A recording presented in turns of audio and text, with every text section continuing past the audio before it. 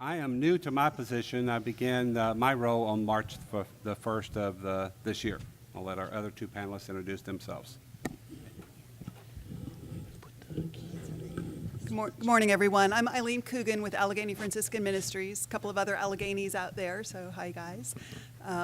We are a Catholic grant-making organization based in Palm Harbor, Florida, and we work to improve access to health care and create healthy communities in three sort of general regions of Florida.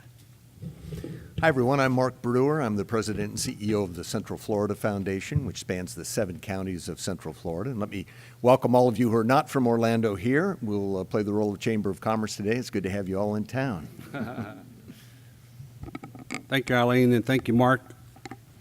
And thank you, everyone, for being so attentive. I can't tell with the time change the last few hours if it's morning or afternoon, but my watch says it's still morning. How many of you have heard of the Florida Philanthropic Network? Wow. How many of you could recite our mission? I know. I had to learn it as well. So basically, our mission is to promote, develop, and advance philanthropy throughout Florida.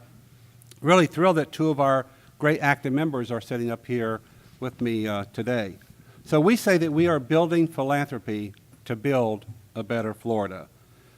In essence, each word of our name, I think, is essential to our mission and what we are about. Obviously, we are a Florida network. We are based here as a regional network. Some networks or some regional associations of grant makers are multi-state. We're really pleased that our founding fathers and mothers envisioned for us to be Florida specific. And the other part, obviously, is philanthropy. Philanthropy comes, from the Greek, and it talks about the fact that we have a common love for humankind, technically mankind, but I'm going to bring it up to our age and to say humankind. We, care for one another. And the network is a beautiful piece of our name, I think, because it does bring grant makers together from all segments of philanthropy, whether it's a private foundation, a corporate grant maker, whether it's a community foundation, a faith-based foundation, a family foundation, just the full gamut of foundations are represented in our network. So our values guide our important work as FPN. This is one of my fond photos because in a prior life, I served as a nonprofit exec of an organization in Palm Beach County that was a grant maker for services, the Area Agency on Aging of Palm Beach and Treasure Coast. And when I was introduced back in February, this was hanging out with my Palm Beach County peeps for a few seconds. And really appreciate having that opportunity. So what we're about is how funders can collaborate on important issues, how we can come together to address an area of common impact, or how funders who have a particular interest or there's an emerging need within their community, within the region, or within the state to come together and to make an impact about that is critically important. The last year for which we have data, we know that foundations throughout Florida gave $1.7 billion in philanthropy dollars to benefit their communities. And that was an uptick from the prior year of 1.5 billion. So philanthropy is obviously very involved, very engaged, and is making a difference. And yet at the same time, when we compare this to the state budget and we realize the public resources, most of which, or a majority of which in Florida, are federal resources, that we basically, as philanthropy, could fund maybe a week's worth of operations. And I say that because, as we heard this morning in some of the framing statements, it's critically important that we are engaged in discussions about our public resources and the impact and the benefit that they have in a state like Florida.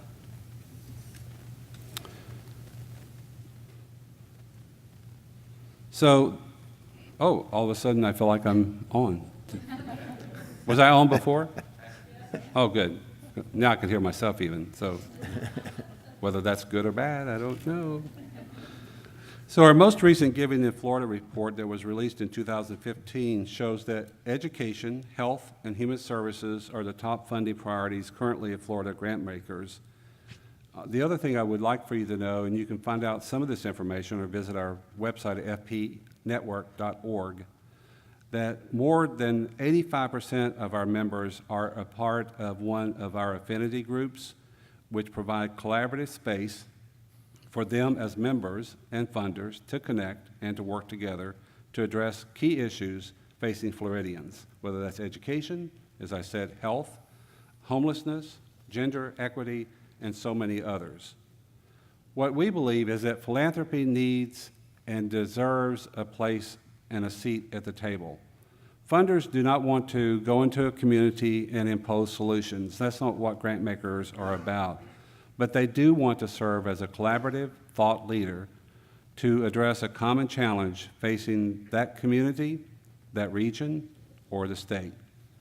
So what I would say is that advancing community impact requires a combination of several factors: trust, common interest, and respect for one another.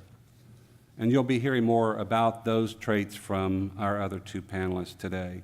And just a quick point here as we look at the recent hurricane facts of philanthropy and how philanthropy has arisen to respond to recent incidents.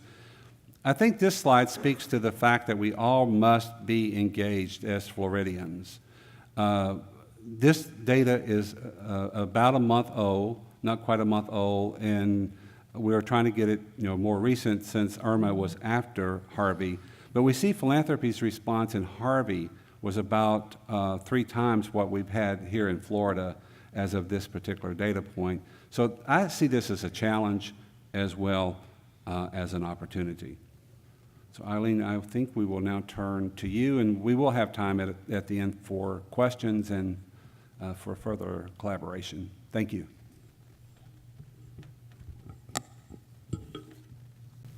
Thanks, Bob. How's that, right distance from the mic? Okay.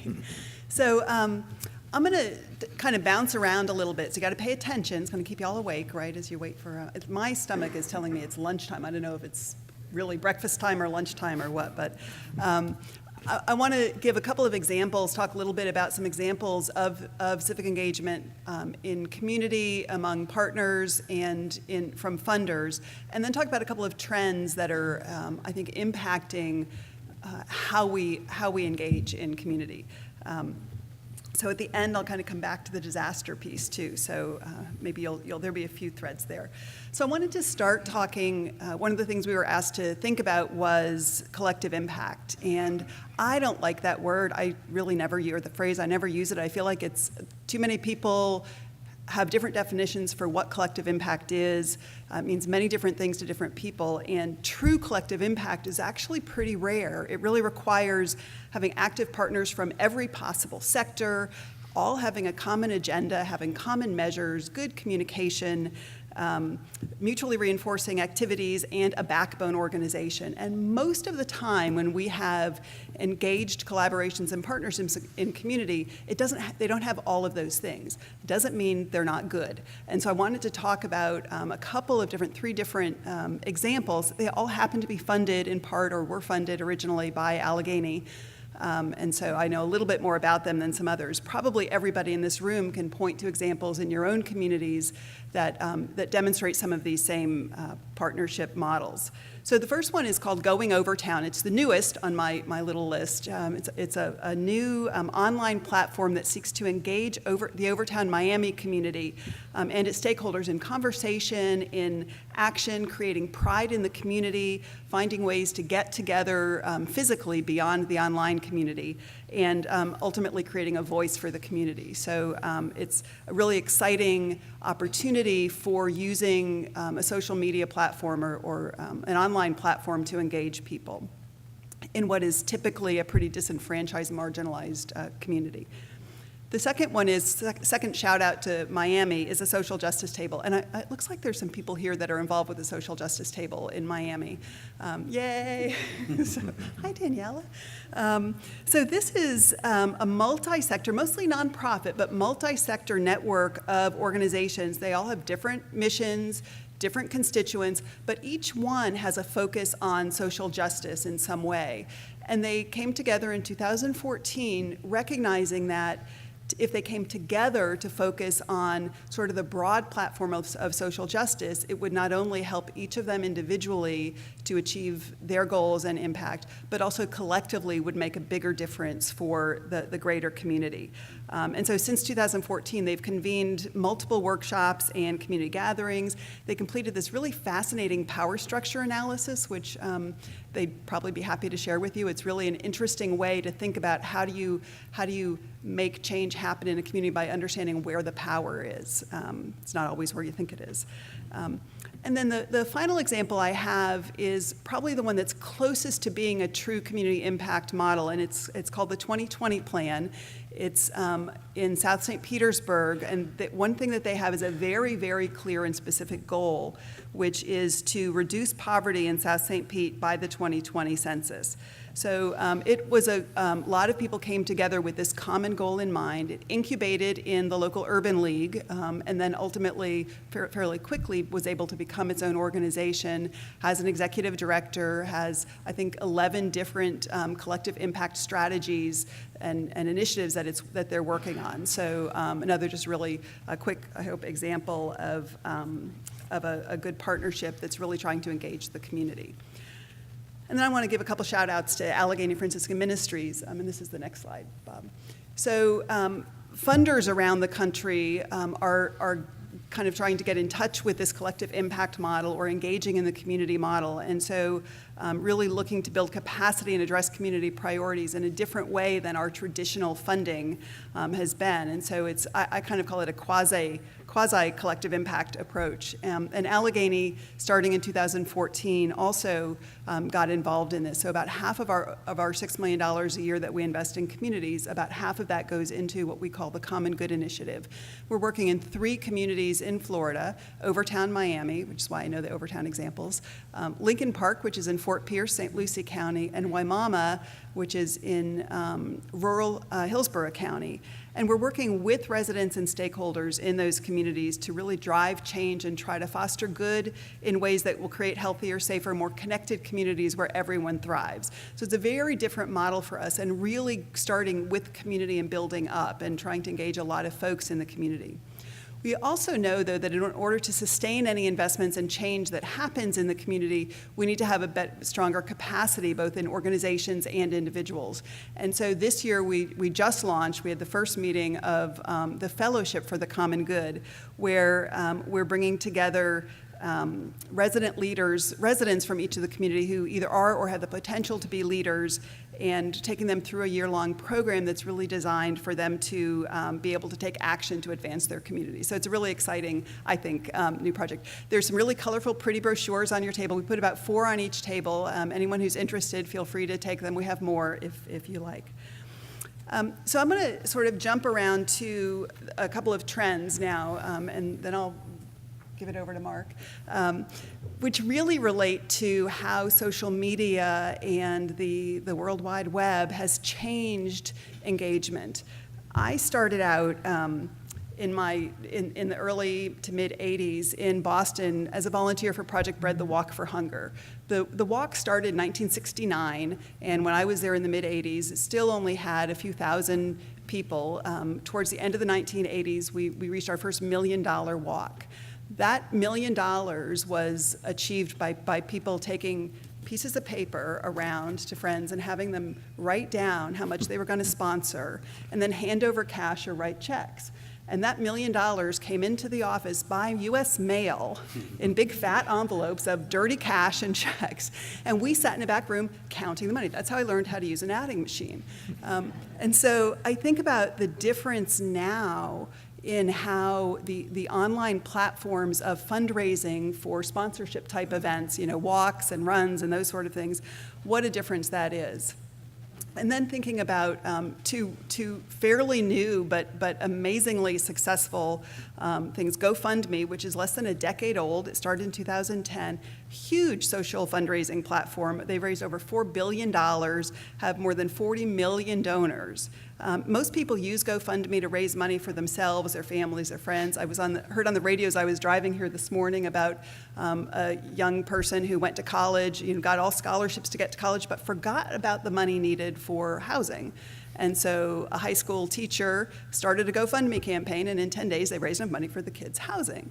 So lots of different things that people can really connect quickly with and impact quickly through that. And then there's Giving Tuesday and other give days that happen locally. Stay tuned, because I think November 28th is the next big Giving Tuesday event. So just another way that people are using online to really drive contributions and philanthropic engagement.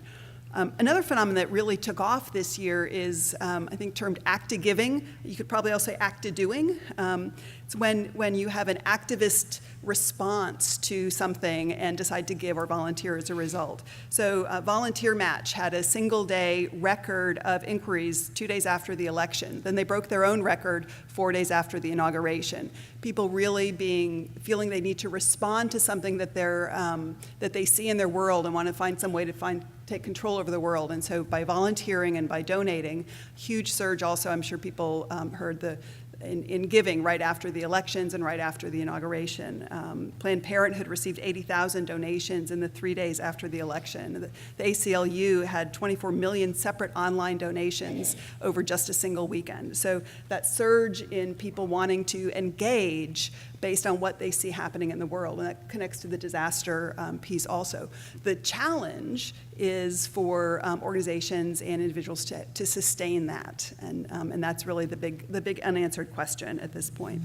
I want to just take one more minute to talk about the sort of downside of social media, and that is that social media doesn't equitably distribute information or democratically spread support. There's this power law, there's big winners, and that snowballs, and then there's lots and lots and lots of smaller players. And philanthropy kind of gets caught up in that as well, where I'm sure you've seen the online contests that reward organizations that get the most likes and give them to get a grant. In September, both Puerto Rico and the U.S. Virgin Islands were devastated by 2 enormous hurricanes. I told you I was going to get back to disaster. So Puerto Rico has a much larger population, 3.4 million to 110,000, but it gets so much more media attention than the U.S. Virgin Islands, even though the situation is just as bad. In St. Croix and St. John, St. Thomas, the percent of people that have electricity is less than the percent of people in Puerto Rico.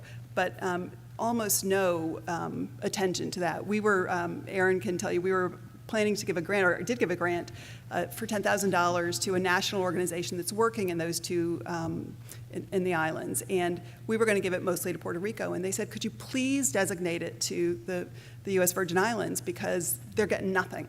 So, and that has a lot to do with the attention in the media, that's where people direct their funds, where they go. Anyway, I'll stop there. I'm kind of just going to keep going and leave no time for Mark. Sorry. It's all right, Eileen. What else can we talk about? I want to put some context for you around a couple of things that we throw around a lot in civics. The framework, for instance, for today, as we talk about philanthropy and volunteering, and then we think about how that connects to civics. Philanthropy has really become a generic term over the last 20 years. And I think it's important that every once in a while you just kind of break it down to identify how philanthropy really plays out. So first of all, we like to talk about nonprofits, but you shouldn't call them that. They're part of a sector called the independent sector, which economists know is the kind of creative and innovative way that we do things in America that draws capital from the other two sectors in order to drive social change. And so if you think about that for a minute, that's 501c1s through 501c25s. That's a lot of nonprofits. There are 17,000 of them just in the metropolitan area you're sitting in right now. And collectively, they generate about $4.8 billion a year in contributions. They're the third largest employer in the region. And so you're now looking at a part of the economy that the average person on the street never sees, nor do they understand. And so everybody who ever walked in a walk or gave some money to United Way thinks of themselves as participating in philanthropy. The reality is that market space is really broken up into three kind of distinct and different structures.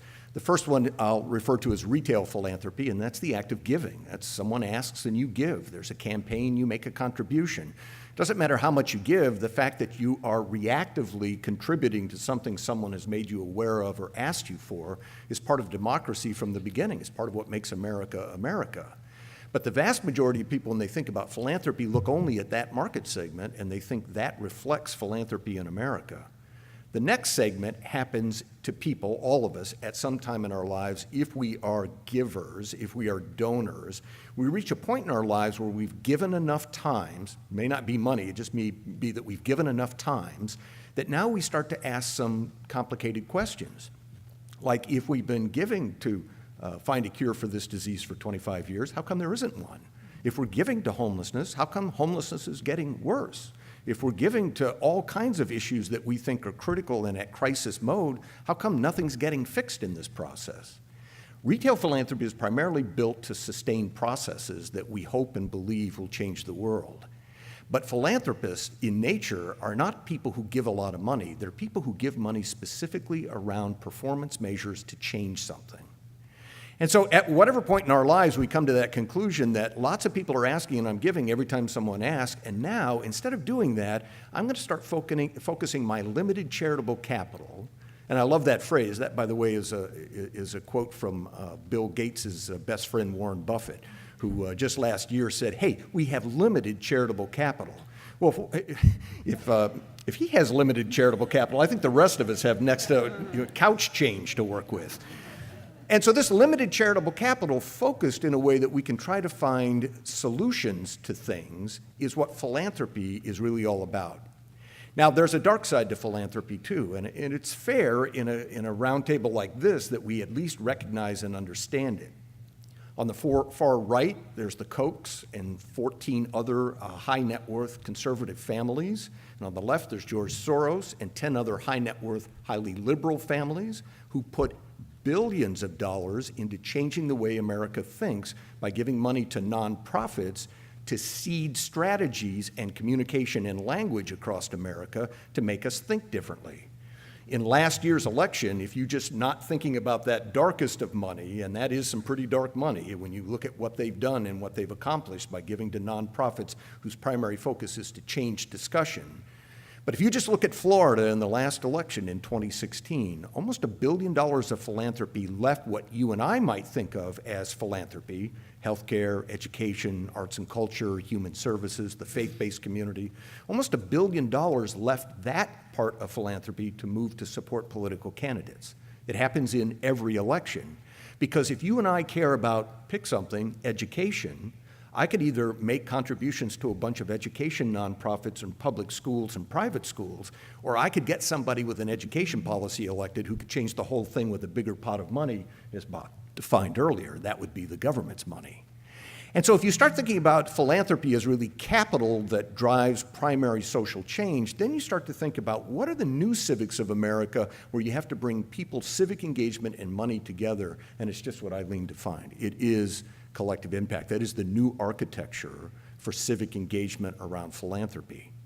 And so her examples are perfect examples of how you bring communities together. And as she said, unless you've read the Stanford documents and you're an academic and you love all that stuff, the reality is that good collective impact happens every day, not in its full intent, but in pieces of it. And it begins really with three things. The first is, can you get enough data to actually define what it is you're trying to change? So if you were going to invest in a source problem, where would you find the source problem instead of spreading your money against all the crisis that's out there that you might be able to solve? That's what philanthropy is about. So two examples from the Central Florida Foundation that really bring this together and mimic in many ways what Eileen and her teams are doing. First of all, 28 months ago in this community, we had a real homeless problem here, and the community didn't know it because they didn't know anything about homelessness. They thought homelessness was the guy on the side of the street with a cardboard sign. They didn't realize that that guy could be an entrepreneur, or he could be homeless, or he could be homeless and an entrepreneur, but they didn't know where he came from or who he was or what his life situation was. After collecting a lot of data among a bunch of organizations who got together and agreed to create a scorecard with measures, not talking about how we were going to end homelessness, but how the measures of ending homelessness would look, and then identifying 10 cities across America whose data looked better than ours. In other words, who's doing it better than we are, and can we then build a gap between what we're doing that's evidence-based, what other people are doing that's evidence-based. Let's get that gap, and let's take that to the marketplace. And the marketplace is all three sectors. It's the public sector, who has the deepest pockets. It's the private sector, who's busy creating wealth, but may have impact on this event. And it's the independent sector, who are primarily service providers in this process. I'm proud to tell you, in the short story, 28 months later, we have housed more than 800 of this community's most vulnerable chronically homeless people, and they remained housed. We've reduced the cost of caring for those people from $31,500 a year when they're left on the street to a little over $12,000 a year when they're housed with services surrounding them. And we've reduced the cost of emergency room care in this community by taking those people out of emergency rooms and giving them literally preventative care before they end up in a crisis where they need the help.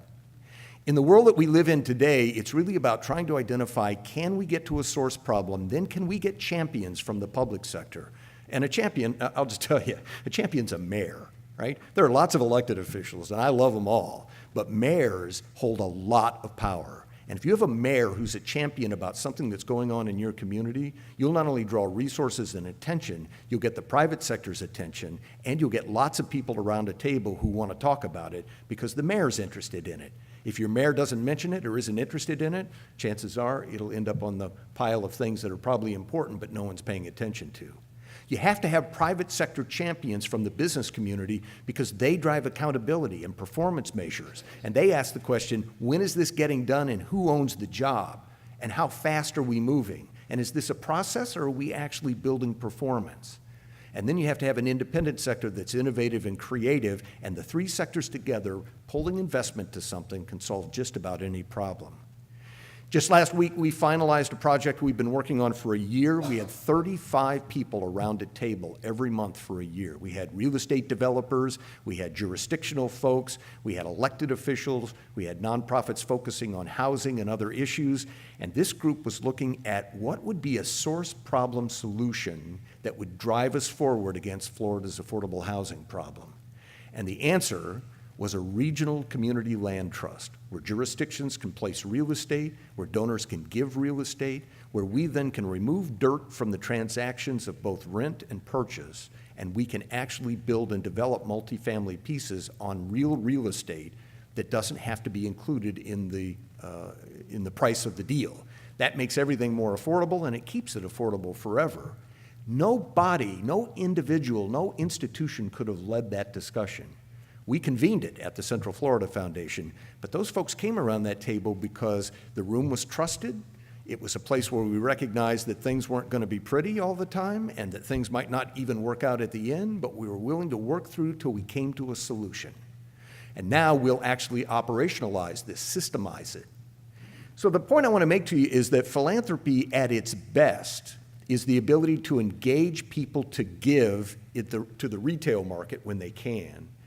We were talking a while ago about the fact that if you just look at national numbers, it's kind of frightening. In the last 20 years, the percentage of people who make less than $100,000 a year and give anything to charity has dropped from about 43% to a little less than 25%. And the number of people who make more than $200,000 a year has risen to 75%. So one of the things we're not doing well is we're not engaging people. Because philanthropy, whether it's big Bill Gates philanthropy or it's little you and me writing a check for $250, that philanthropy begins with engagement.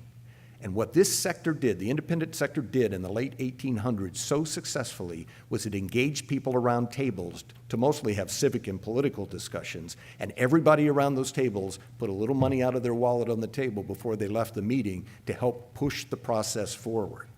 Today, we don't have any push for the process because the people that are literally emerging as thinking civic leaders and as philanthropists aren't giving as much as they used to because they don't see any reason to. They can't figure out why it matters. And the people giving the most money, those families on both the far left and the far right, they are changing the course of American politics with money you don't even see every day. We have work to do, and I think in this room, the ability to get all of us together to have these kinds of discussions and to see this thread that runs through volunteerism, into philanthropy, and then over into actual civic engagement is the piece that makes all of this work. So I love this discussion, and I love the fact that we're in the room having it, and thanks for the opportunity, Bob.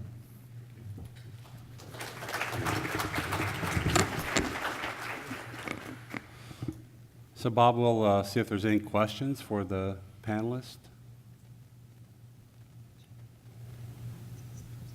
Thank you all so much, all three of you. I'm Jack Levine with Four Generations Institute, and I have a question about the assumption, and I assume there's some fact, that a proportion of Floridians' giving goes back to where they came from.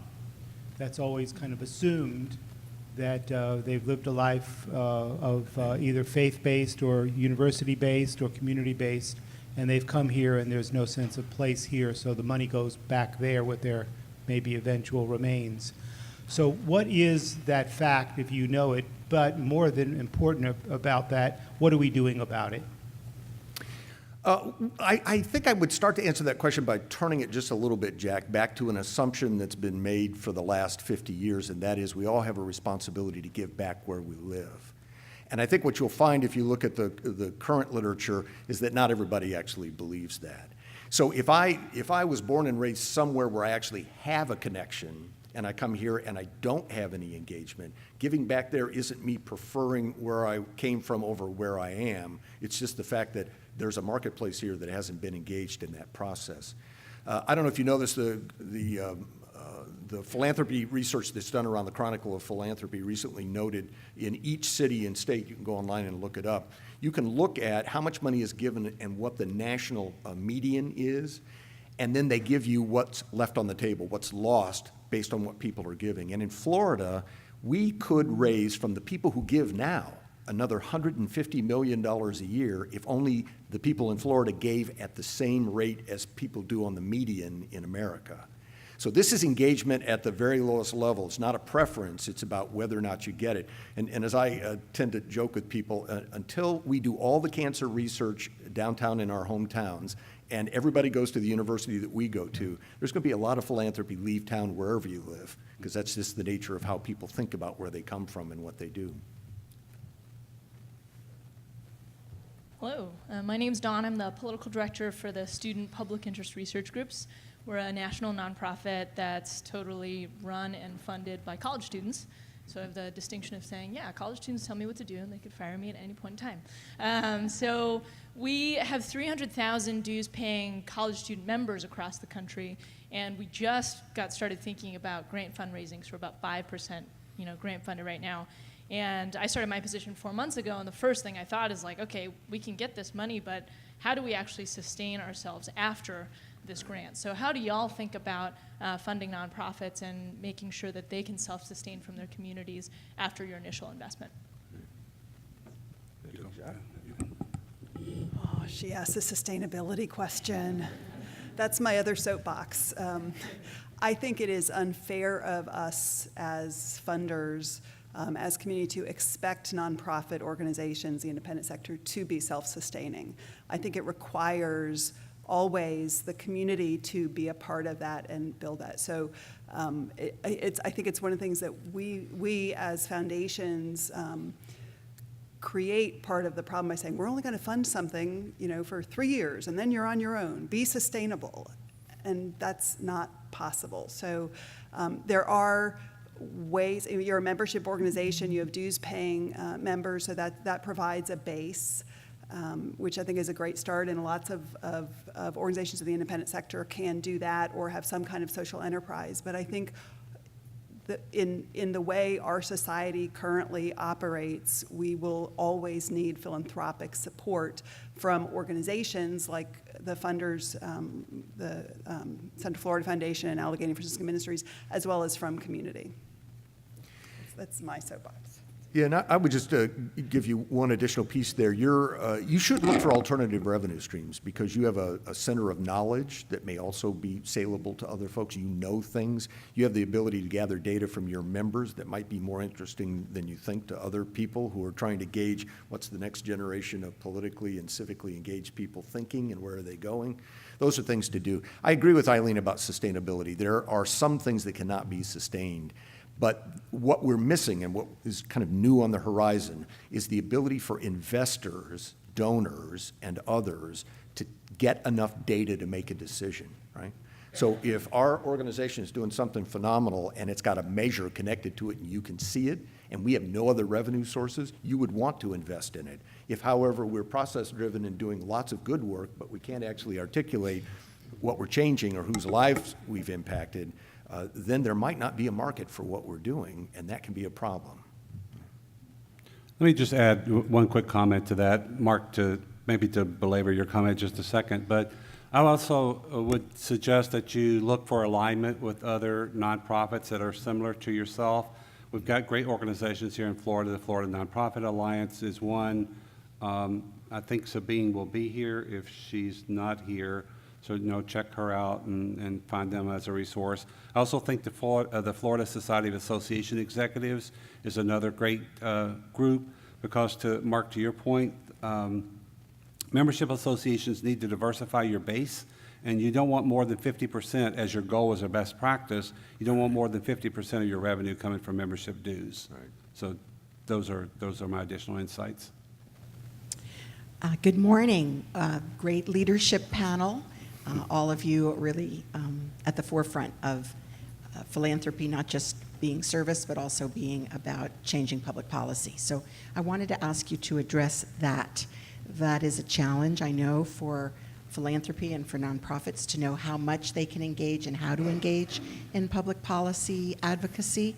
I know you all have navigated those tricky waters. Just to underscore, yes, nonprofits can engage in public policy advocacy, but there's a lot of fear around it, lack of understanding, and philanthropy might even be more constrained. So I'd be interested to know how you're engaging in it and what you could recommend to others. All right. I'll start that You one. start? Yeah. I think it's a great question, and we are really looking at that at FPN right now in terms of policy because there is such a concern about lobbying. And let me go ahead and say that in my prior position, I was a registered lobbyist. So, but prior to that position, I always was engaged as an advocate because the Older Americans Act, our primary funder, required that of us.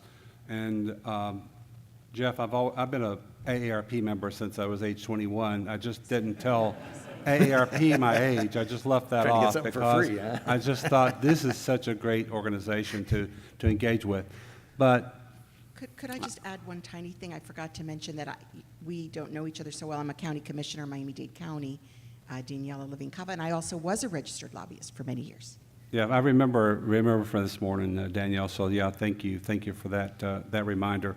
But let me just say that we are really looking at how policy works in philanthropy at FPN, and we're looking strategically as one of our 5 pillars of our new refreshed plan to address this issue. I think it's really critically important in terms of philanthropy, what philanthropy can do, and what gets into that lobbying space, so that folks can be more informed about how you can be involved and to educate. Also, once you leave the workplace, what you can do as individuals in terms of engagement in the public process, I think is also, critically important. I think that we've got a lot of issues in front of us. At the federal level, there's efforts to weaken the Johnson Amendment, which addresses how nonprofits can engage, in political work, to the charitable deduction that you mentioned this morning. I think that that's another critical part. If the charitable deduction is reduced, or if there's not like a below the line deduction for taxpayers who are not itemized. And if we go from 35% of the population to 5% who itemize, which is what tax reform is indicating to us, what is the impact on philanthropy? I mean, should that be our motivation as givers? Is it our motivation as givers? Well, obviously for some, we believe that it will impact if that provision is not addressed within Congress. So I think we've got to continue to monitor that. The other piece that really concerns me about the charitable deduction is that if we lose the charitable deduction, we also lose data, because that's where all the information that we really get in terms of how consumers or how taxpayers are making a difference, that's where the data comes from. And my fear is that we will not miss that data for several years, because it's always a little bit dated. You always go back a year or two in terms of, what we can get out of the IRS, what researchers, academia can get out of it. So we won't miss it for a couple of years, and all of a sudden we'll create a vacuum and we'll be thinking, how do we solve this crisis? So I think it is really important that we address that, and we'll continue to have that dialogue with you and with others. Daniela, can I take that from the other side? Bob's talking about advocacy around the sector and specifically around how the sector operates.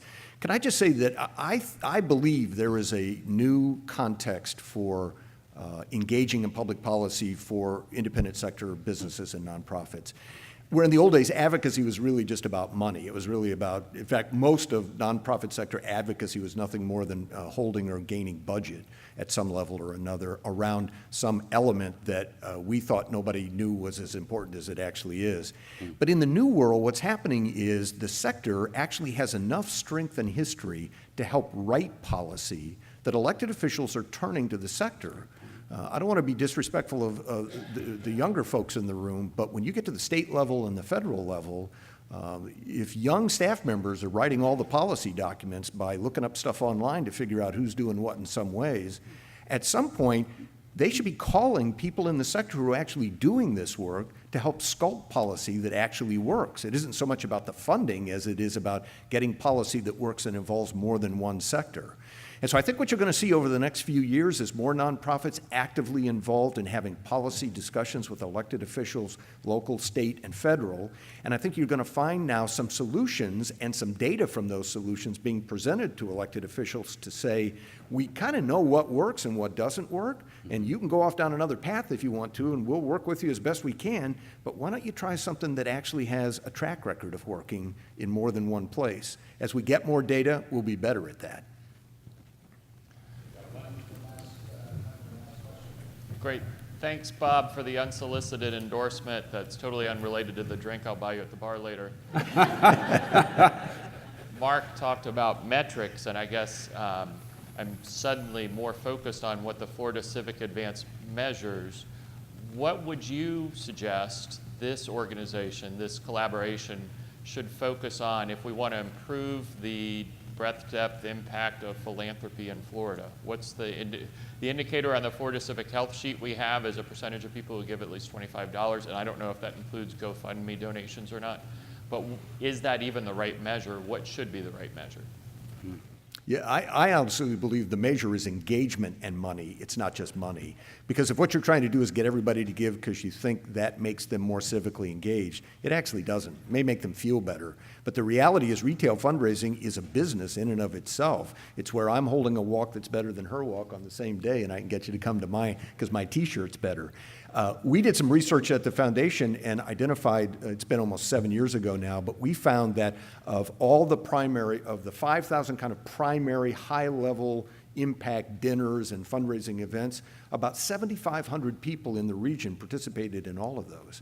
And if you know anything about economics, that's called a circular economic puzzle. That's where I buy the table from you because you asked me, and then later you buy a table from me because you're repaying me, and then I buy one from her, and then she buys one from me. And so what's happening here is measuring down at the $25 level, I'd rather measure how many people in certain economic spaces are giving consistently, and they're engaged in the things they're giving to. It's not just about collecting a few dollars. It's about engagement first, followed by investment. Without that ratio, you can raise a lot of money once.